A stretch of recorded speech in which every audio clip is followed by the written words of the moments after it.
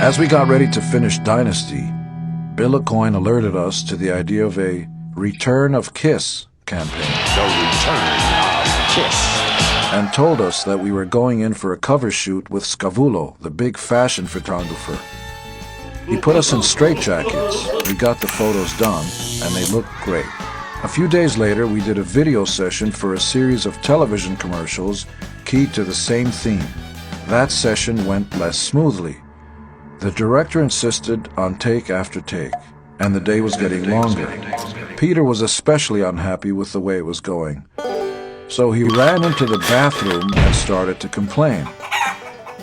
Bill Aucoin tried to calm Peter down.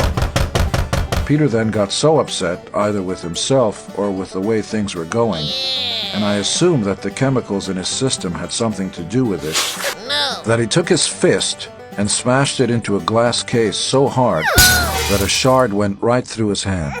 He had to be taken to a hospital and stitched up.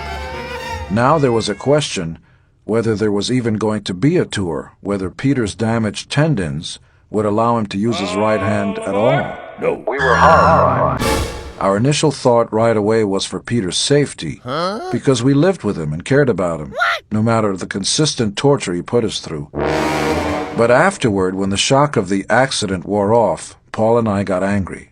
Oh my God, we would say, what an idiot.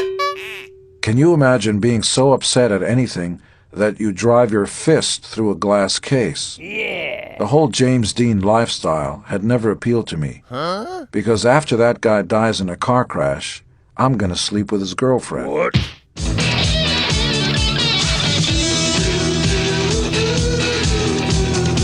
And, They were pissed off.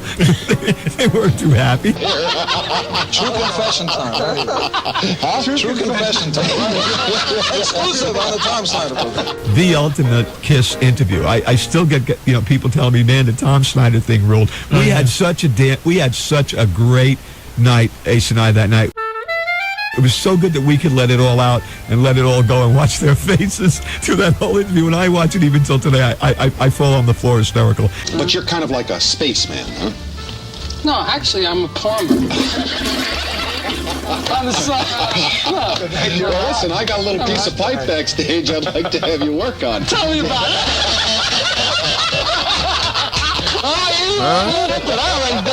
I think there was no repercussions. Ace and I would be like, okay, so you didn't like it, all right, gone. We were out of there. We had a ball. I wish we could do more of those things. Those were the good times, buddy. I had to go back to New York and start getting ready for the next Kiss tour, and I wanted Cher and the kids to come live with me. And when Cher saw my condo, she said it wasn't big enough and moved into the Pierre Hotel.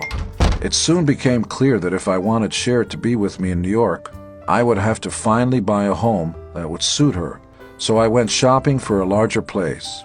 Cher and I were refused at the Dakota, where John Lennon lived. We were deemed to be too much trouble, because the press was on our tail night and day. I finally found a space I thought she would like. The top floor of the former Heart Fund building, on the corner of 5th Avenue and 64th Street, across from the Children's Zoo at Central Park. There was nothing on the top floor then, so I bought air rights, which meant that I could build a dwelling on the entire top floor of the existing building. While the penthouse was being built, Kiss went out on tour. When we came back home, I took the elevator up to the penthouse. It opened up into my floor. It was a showpiece. Cher loved it, and so did I. The problem was that by the time it was finished, Cher and I had stopped being lovers and went back to being friends. The thing that threw Cher a little bit was the photography. Since 1976 or so, I had been taking pictures of the girls I had been with. I didn't do it without their knowledge or compliance. In fact, most of the girls were thrilled about it. It was a hobby of mine, partly to keep things exciting and partly as a kind of documentary. At one point, I told Cher about the photographs. She was shocked. She didn't understand why I would want to do that. As far as I was concerned, it wasn't any stranger than any other road behaviors, drinking, drugs, and that kind of thing. In fact, it was quite a bit less strange, and it didn't hurt anyone. The show we mounted to support the release of Dynasty was no longer a rock show. It was more like H.R. Puffin stuff on ice. It was something that perhaps in some ways we consciously maneuvered toward. Over time, the band had evolved to include a broader demographic than in the beginning, but the change in our live presentation was just one of many missteps made at the time. I wanted to make up with bombast what we had clearly started lacking in musical precision. We made the stage much bigger with the design Paul brought in. We had elevator lifts that brought us up from under the stage, which everyone from Michael Jackson to John Bon Jovi to Garth Brooks would do later. We paid a fortune for a laser curtain to ring the whole stage. This was the early days of lasers, though, so they were very dangerous and water-cooled and big. It never worked properly. Paul was going to have a laser coming out of his eye. I was going to have the laser coming out of my guitar. Because of what happened with Blue Oyster Cult, they blinded somebody in concert. All of a sudden, all these regulations came down really heavy on using lasers live. So they had routed out a channel through my guitar neck for the fiber optic, for the laser. So we just pulled that out, we ran wires through it, and I ended up connecting rockets. So it went from a laser to shooting rockets, and I think the rockets were a better effect. We spent years in court trying to get our money back for that laser curtain. There's contracts in this business I'm in, and there's lawyers, which I love to shoot. Nothing against all your lawyers, it's just that I have a hard time with you guys. And sometimes lawyers get involved in everything and mess everything up and screw everything up, and things happen, man. We also had 2 complete stages built in anticipation of the need to leapfrog to alternating cities. We could add dates in one city while another crew erected the second stage at our next destination, allowing us to satisfy ticket demand in one place and then play the next place without an off date to tear down and rebuild the stage. We also had a lighting system that looked like it came out of Close Encounters of the Third Kind. It could move up and down. The drums levitated higher than they ever had. We even had the front of the stage disconnect and lift the band over the heads of the people in the front rows. Without Sean around, Bill brought in a choreographer named Kenny Ortega to try to tinker with the show.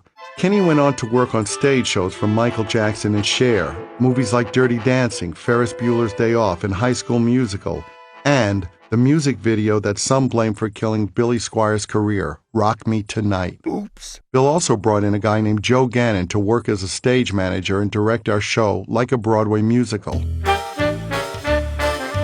To up the stakes even more, I got the bright idea of having a rig built to fly me up to the light system 55 feet above the ground. Every night, I would throw up the blood that had been hidden in my mouth during the previous blackout, stand there erect and proud, and wait for the audience to give me my due. I would demand it. And although at that point I felt powerful, the feeling would quickly dissipate as I was flying straight up through the air at 6 feet a second. I was scared stiff every night. And I kept thinking to myself every time I flew up there in the dark, what an idiot I was to have got myself into this mess. We wore ridiculous outfits for the Dynasty tour. Like Vegas or Disney characters jumping around in our colorful outfits. I don't consider what we normally wear to be costumes, but the clothes we wore on that tour certainly were. I had a layered lavender top. I guess the thought was that the black and silver look we'd always had was too hard-edged, so now we were going to add an individual color for each guy based on the halo color on each of our solo albums. It was horrible. Perhaps not surprisingly, the tour was in trouble from the start. It wasn't a good omen when our first show was canceled. We figured we would be doing multiple nights in most markets, but for the most part, that didn't happen. We had already had a few 2- and 3-night stands on our last tour in 1977, so what was next? More nights, obviously. Nope. Fewer. The bottom got pulled right out from under us. It was shocking and scary to see that instead of getting bigger, we were getting smaller, as it seemed people were having second thoughts about coming to see us. Why aren't they coming?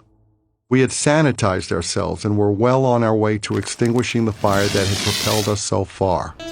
We stayed at a hotel opposite the Forum in LA when we played there, and I looked out the window and broke out in a cold sweat because I saw so many kids and families standing in line, which at that time could only backfire on us. The line could just as easily have been for the circus.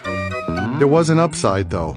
I saw a lot of apparently single moms with their kids in tow. What? I could tell somebody, blonde mom in row 3, have her and Junior come backstage after the show, and then send Junior off for a tour of the stage. But it was all wrong. Dynasty was released, and immediately I Was Made for Loving You went to the top of the charts. It was huge, the biggest single we'd ever had worldwide. To this day, it is one of the only 2 gold singles released by Kiss. The other one is Beth. And when you have a hit single, you also have a pressure to follow it up with more singles and even more aggressive touring. A year before, the 4 of us had been feeling our way through our own lives, getting a little breathing room. Now here we were, right back in the thick of things. The tour was huge, and both Ace and Peter were so miserable they turned on each other and for a moment actually swung at each other. They both cried and fell into each other's arms afterward.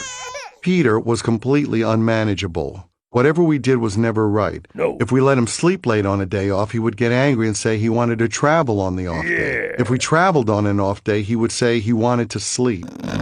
If he said it was too hot backstage, we turned up the air conditioning. Then he complained it was too cold. One time he punched a mirror and got a serious deep cut on his hand that needed microsurgery and stitches. It wasn't unusual for Peter to throw his drumsticks at me or Gene or Ace if we stepped in front of his drum riser. Never mind that he was up on a drum riser, meaning we didn't block the audience's view of Peter even if we did pass in front of his kit. If he wants to be at the front of the stage, he should learn to play the damn guitar. I really wanted to sort of be a good boy again and really work this out, and it was already, I could see their wheels turning, and yeah, it got worse. The more power, the more money, the bigger arenas, the bigger stuff. It got more and more. I was really treated. But then one night near the end of the tour in December 1979, Peter had been binging on drugs and playing particularly erratically. When I turned around during one song and let him know his tempo was too frantic, his reaction was to start slowing songs down and then speeding them up again, apparently out of spite. That crossed the line. It's one thing to sabotage things off stage, and God knows he'd done plenty of that, but this was different. This was in front of fans, people who had paid to see us. Immediately after the show, Gene, Ace, and I spoke about it. We were all stunned by the betrayal. The unspoken rule had always been that you left your shit in the dressing room. No matter what was going on, when we went on stage, we were a band. The stage was sacred. Peter's purposeful sabotaging of the show was the ultimate treachery. We decided we wanted Peter gone. Ace can say whatever he wants now, but he voted to fire Peter without any prodding or strong-arming. It's a tribute to Ace that he did. As far as my own vote, I didn't think it was cold or calculated to dump Peter. It was just survival. Was I going to let his problems drag down the entire band, and me with it? No way. Gene felt the same way. We called Bill and told him we had to get rid of Peter. No. We said we wanted to cancel the rest of the shows and go home. No. How could we go on? Bill smoothed things over enough to get us to delay taking action and continue the tour rather than fire Peter immediately. We wouldn't be here without Bill Aucoin. What do you guys? There just wouldn't be no Kiss without Bill Aucoin. And he was great. He was like our dad. And when we would fight, he would put us in a room and lock the door. You guys, I'm fed up with this. It's been going on for half the tour. I'm locking the door. I don't care what you do to the furniture. And I want it done by because we got a long tour to go. And we would settle and we would work it out. We had just a few dates left. Peter didn't see the train that was about to hit him, but that was par for the course. What?